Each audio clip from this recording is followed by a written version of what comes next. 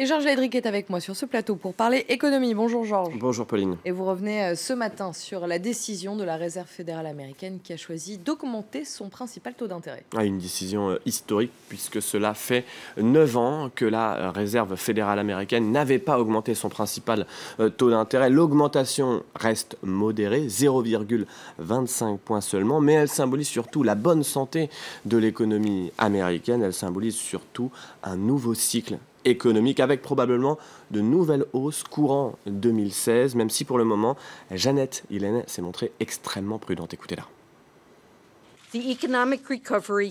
La reprise de l'économie américaine a fait du chemin, mais elle n'est pas finie. Le marché du travail peut encore s'améliorer et l'inflation continue d'être en dessous de nos objectifs à long terme. Mais avec une économie qui fonctionne bien et qui devrait continuer dans ce sens, le comité a jugé qu'une modeste augmentation du taux directeur est désormais appropriée, tout en reconnaissant que même après cette augmentation, notre politique monétaire demeure accommodante. Pour le moment, la hausse reste limitée, les effets aussi, sauf du côté des devises. Effectivement, c'est le premier effet, le plus immédiat. Juste après l'annonce, la valeur de l'euro a baissé par rapport au dollar. Je rappelle qu'en un an, la valeur de l'euro a baissé de près de 40%. Vous le voyez par rapport au dollar. Aujourd'hui, 1 euro égale 1,08 $, tout proche de la parité. Ça continue de baisser. La baisse, elle était de 0,5% ce matin. L'augmentation du taux d'intérêt, c'est donc aussi une très bonne nouvelle pour les entreprises européennes qui exportent. C'est en revanche une moins bonne nouvelle pour les pays émergents. Les explications de Marc Pope. Sur les places boursières, les signaux sont au vert. Les marchés ont bien réagi à l'annonce de la Fed. Il faut dire que beaucoup avaient déjà anticipé cette annonce. En Europe notamment, les investisseurs se frottent les mains. Cette hausse des taux d'intérêt américains va rendre le dollar plus rémunérateur et ainsi faire baisser l'euro. Plus la Réserve fédérale va augmenter ses taux d'intérêt, plus on va avoir un mouvement à la hausse sur le dollar. Donc ça a un avantage quelque part pour les entreprises européennes, puisque l'euro baissant, ça rend la compétitivité beaucoup plus importante sur la zone euro. Et on sait que les entreprises en zone euro ont cruellement besoin de pouvoir exporter. Si beaucoup se réjouissent donc du relèvement des taux américains, reste à connaître l'impact que cette décision aura sur les pays émergents. La politique des taux zéro avait en effet poussé de nombreux investisseurs à placer leur argent dans d'autres pays comme le Brésil, la Turquie ou encore l'Afrique du Sud. Ce changement de cap pourrait entraîner une accélération de la fuite des capitaux. Cela augmente déjà le dollar et donc cela met la pression sur les monnaies des marchés émergents. Même si d'autres facteurs ont un impact encore plus important, je pense par exemple au rééquilibrage en Chine des importations de produits de base, ce qui a un effet plus grand sur les pays émergents et entraîne la chute de leur monnaie et l'affaiblissement de leurs exportations. Si la hausse reste pour le moment volontairement douce, l'augmentation devrait être progressive. La Banque fédérale américaine vise des taux directeurs de l'ordre de 1 à 1,5% à la fin de l'année prochaine et de 3% d'ici 2 ans.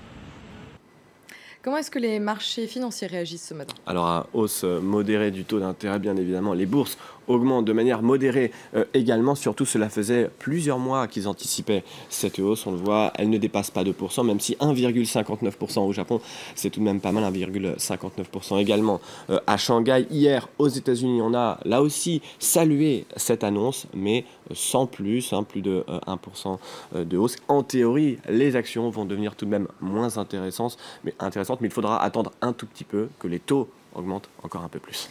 Et du côté des devises, l'Argentine a annoncé hier qu'elle mettait fin au contrôle d'échange. Et c'était une promesse de Mauricio Macri, normaliser le régime d'échange en Argentine pour maintenir le peso à un niveau artificiellement élevé. Le gouvernement précédent exerçait un contrôle strict sur les devises étrangères qui étaient disponibles dans le pays, et ce depuis 4 ans. Conséquence, une grande partie des Argentins se les procuraient au marché noir à un taux beaucoup plus élevé que le taux officiel. En libéralisant le système, le gouvernement va donc aussi simplifier la vie quotidienne des particuliers et des entreprises. Écoutez le ministre des Finances argentin.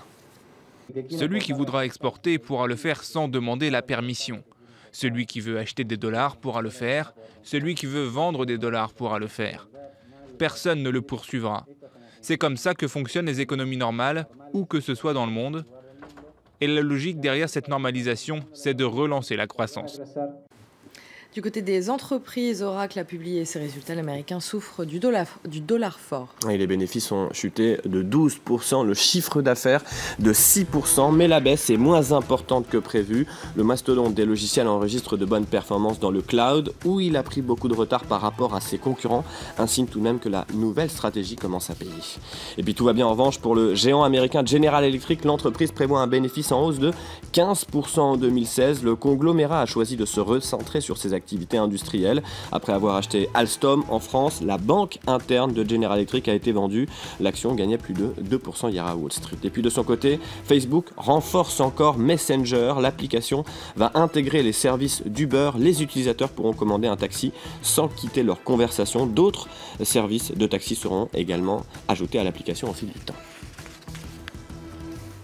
Et on termine avec cette initiative des banques suisses. Elles recherchent les détenteurs de comptes bancaires tombés dans l'oubli. Et si vous avez oublié de l'argent sur des comptes en Suisse, il ne vous reste plus qu'un an pour vous manifester, faute de quoi l'État suisse va récupérer ces sommes. C'est la règle en vigueur pour les comptes qui n'ont pas vu d'activité depuis 60 ans, depuis 1955. Alors les banques suisses ont publié une liste d'environ 2600 noms pour tous les comptes où il y a tout de même plus de 500 francs suisses et à peu près 500 euros aujourd'hui. Vous pouvez donc vous manifester pour les récupérer. En revanche, pour les petits malins qui tentent de récupérer des comptes qui ne leur appartiennent pas, ils devront bien évidemment payer les frais de procédure et peut-être des amendes. Et en Suisse, on ne rigole pas avec les amendes. Merci Georges pour ce journal de l'économie.